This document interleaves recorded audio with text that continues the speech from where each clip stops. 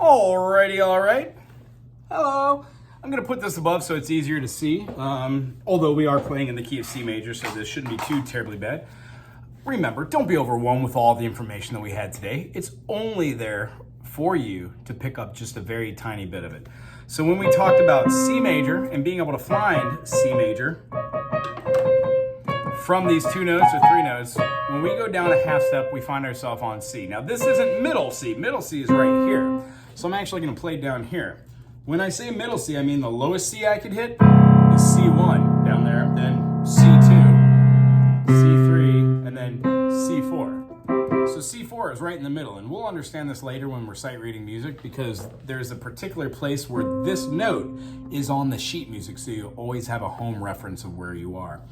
So what we're going to work on this week is just going to be a C major, a D minor, E minor, F major, G major, A minor, B diminished, and then a C resolution.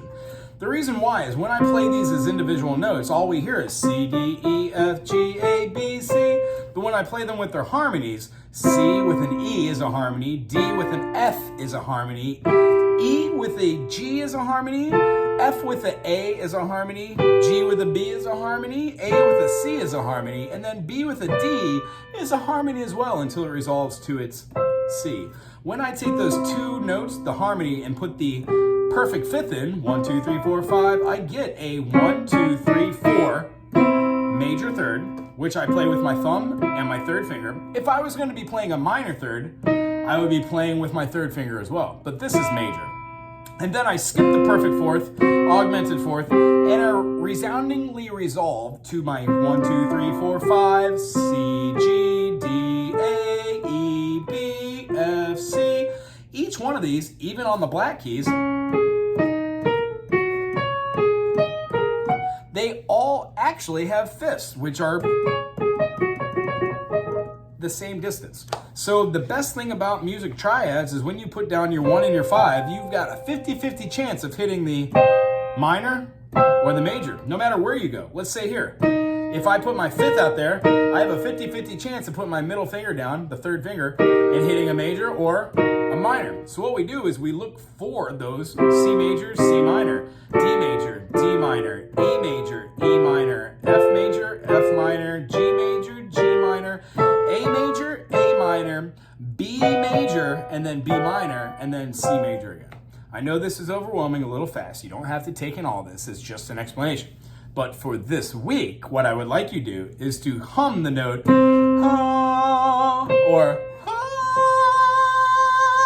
while you're doing this exercise. Since it's a little high for me, I'm just going to sing my lower kind of note, but I'm going to play up here so you can hear the difference. So what we're going to have is C, C, C, C, which means our thumb is actually going to be doing ding, ding, ding, ding, while the other 3 and 5 finger, or 2 and 4, are working together. These two work together. These two work together. Gosh, that's hard to do.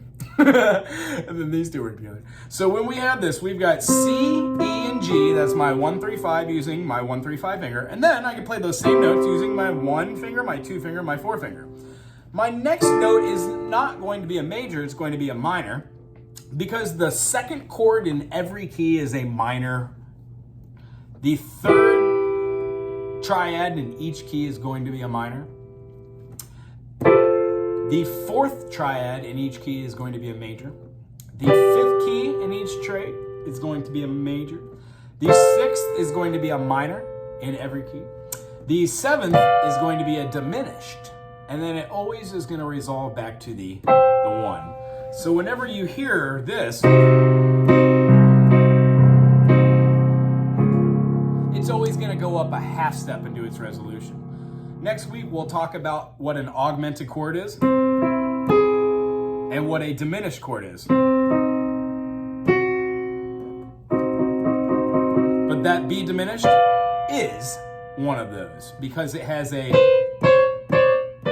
minor third, 2, 3, minor third, plus a minor third. A minor third plus a minor third equals a diminished. But we'll talk about that next week. What you learned this week was major. 1, 2, 3, 4. A major third plus 1, 2, 3. A minor third equals a major chord. And then vice versa. If you switch that down, that means there's 1, 2, 3 here, which is a minor, and then 1, 2, 3, 4, which is a major. So minor and a major equals a minor. Minor, major equals a minor chord. Major plus a minor equals a major chord. So what we do this week is C, 2, 3, 4 with a chord. 2, 3, 4.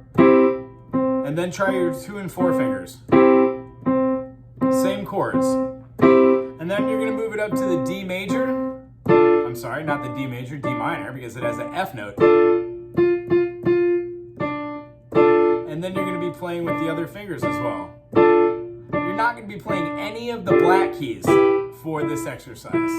All we're doing is moving this up and playing the triad on every fourth beat. 2, 3, 4, 1, 2, 3, 4, 1, 2, 3, 4, 1, 2, 3, 4, 1. This one's going to be G, so I can even say G, G, G, G, G, G, G, G, G, G, G, G,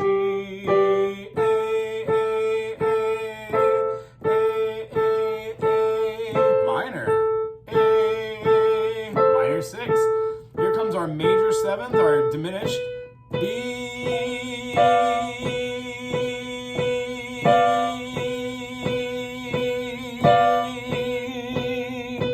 and C. Another good exercise I didn't think about, but try it this week. Try doing 4 beats and holding the note up. C, D.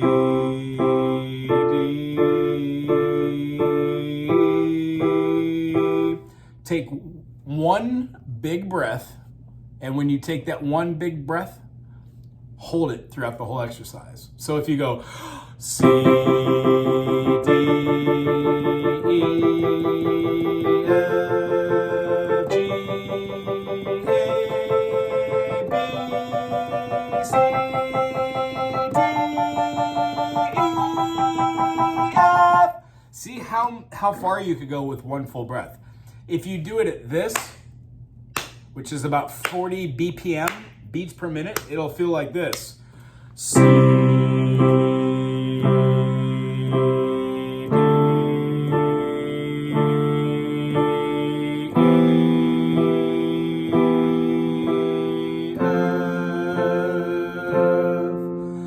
I just ran out of breath. So when you go back to the beginning, C,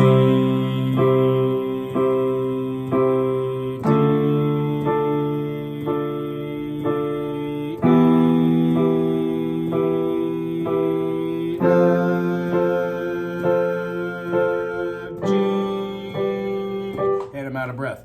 So what happens is if I could take one breath and I could get from C all the way to F, maybe even G by doing 1, 2, 3, 4, 2, 2, 3, 4, 3, 2, 3, 4, 4, 2, 3, 4. I now know that I can hold my breath for at least 1, 2, 3, 4, 2, 2, 3, 4, 3, 2, 3, 4, 4, 2, 3, 4, which is 4 measures in 4/4. I know if I practice and take a big breath rather than just a normal breath, just start singing without taking a breath, when I take a breath, we should be able to see more than just 4. 1, 2, 3, 4, 2, 3, 4, E, F, G, A,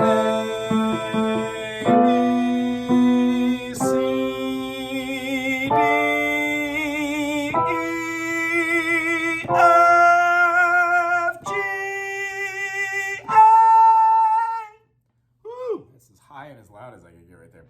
So, the idea, go through your majors and your minors only in the key of C using both finger sets, 2 and 3 fingers and the 2 and 4 fingers, of course with the thumb being your 1.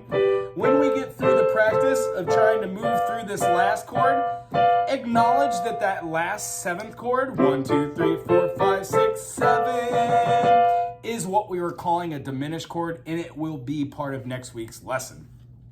And if you want to get a quick up on it, a diminished chord is a 1 flat 3 flat 5, and an augmented chord is a 1 natural 3 and a sharp 5. So long story short, I think you did a great job today. I'm very impressed with your attention to detail. I do believe by singing along with these piano exercises, we will actually do two things at once. We will get a little bit more versatile with our fingers, and we'll learn a little nuances like 1, 2, 3, and then under. So when we're doing our scale exercises, in a week or two from now, you'll play a C major and go 1, 2, 3, under, and then over.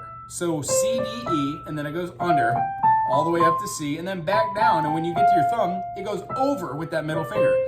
Guess what? Every single key does the same thing, except for F.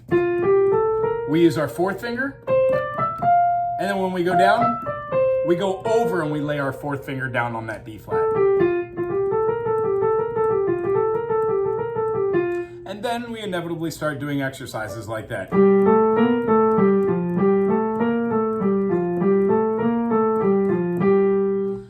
But don't worry about that nonsense. Just stick with the C, D minor, E minor, F major, G major, A minor, B diminished, and C major. See you next week.